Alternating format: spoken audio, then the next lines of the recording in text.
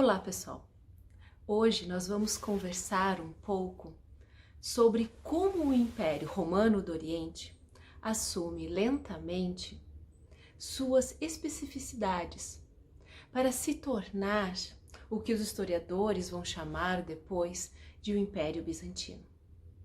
Assim, trataremos de questões desenvolvidas principalmente entre os séculos 7 e 9. Vamos lá?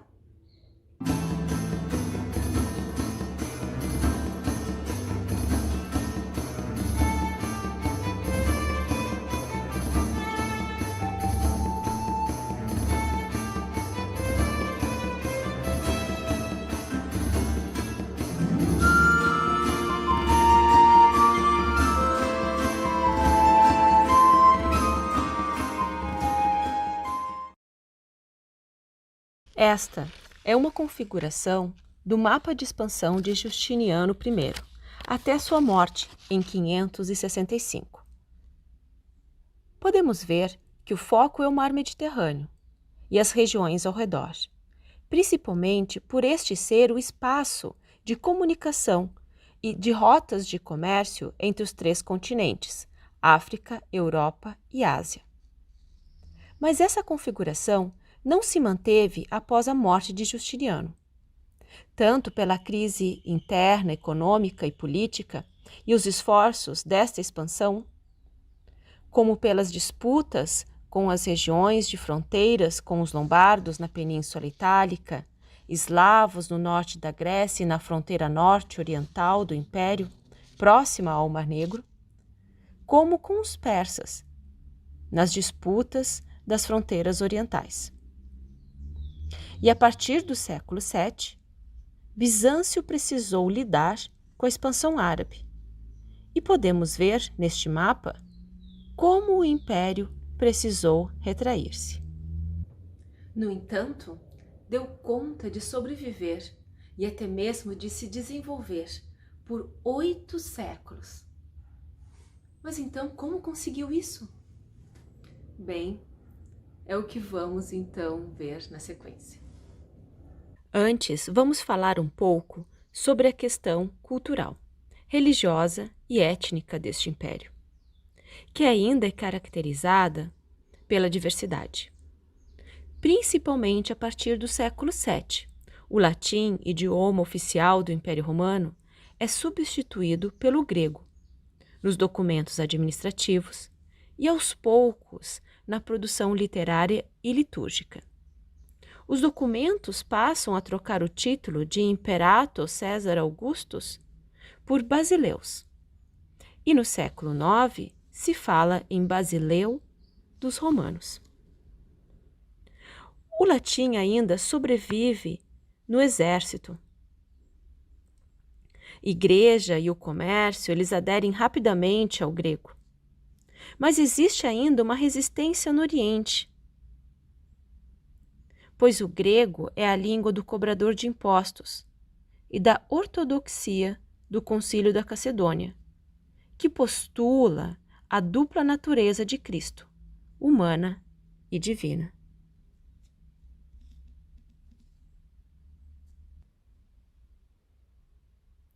Podemos ver neste mapa um pouco da diversidade dos idiomas falados no Império, no século VI. Sob o processo de grecização, ou seja, da imposição do idioma grego como língua oficial do Império. Vemos aqui as regiões que falavam o grego junto com a língua nativa, o latim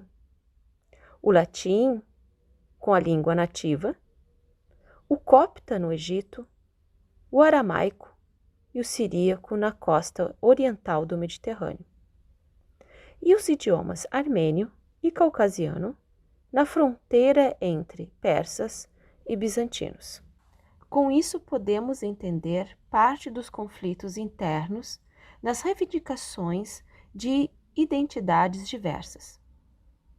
Associadas a essas reivindicações de reconhecimento estão as discussões religiosas no estabelecimento de cânones sobre a Trindade divina e a natureza de Cristo. No século VII, o Império é cristão, mas está longe de haver uma unidade sobre cânones e dogmas desta nova religião. A diversidade das regiões e suas culturas ancestrais marcavam as diferentes interpretações sobre a Trindade divina: Pai, Filho e Espírito Santo. Como poderiam ser que três seriam apenas um? Na última aula sobre Bizâncio, vimos as diferentes correntes de discussões e crenças que acabaram tornando-se heresias perseguidas. O arianismo, condenado em 324 no Concílio de Nicéia,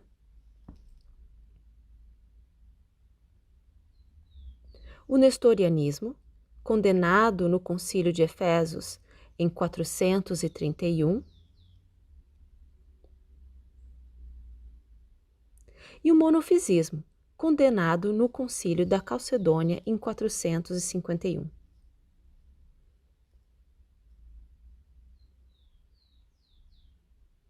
O estabelecimento deste dogma é muito importante para o império que, desde Constantino I, legitima sua unidade pela defesa de uma religião como a única fé verdadeira. Principalmente quando os cristãos dissidentes do cânone e considerados heréticos pelo poder hegemônico precisam migrar para as fronteiras para fugir de perseguições.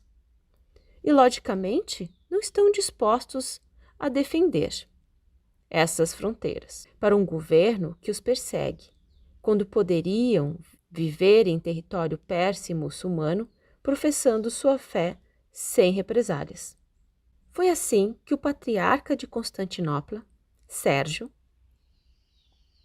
construiu uma alternativa para as chamadas querelas cristológicas, principalmente para estabelecer uma ponte com a interpretação monofisita. Primeiro, Sérgio fala de monoenergismo, o qual postula que as duas naturezas de Cristo, humana e divina, seriam unidas por um único princípio de energia. Com as oposições das comunidades da Alexandria e da Síria, Sérgio passa a falar de outra coisa. Ele propõe o monotelismo. Telema é a palavra grega para vontade, ou seja, o que uniria as naturezas crísticas seria a vontade divina.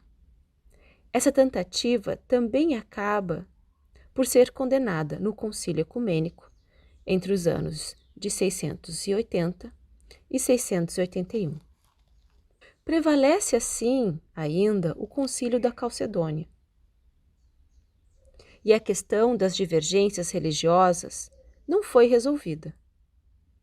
Isso irá repercutir na fragilidade da defesa das fronteiras e no movimento iconoclasta de quebra e proibição das imagens, que mais uma vez dividiria os teólogos cristãos da época e agravaria diversas crises internas e externas.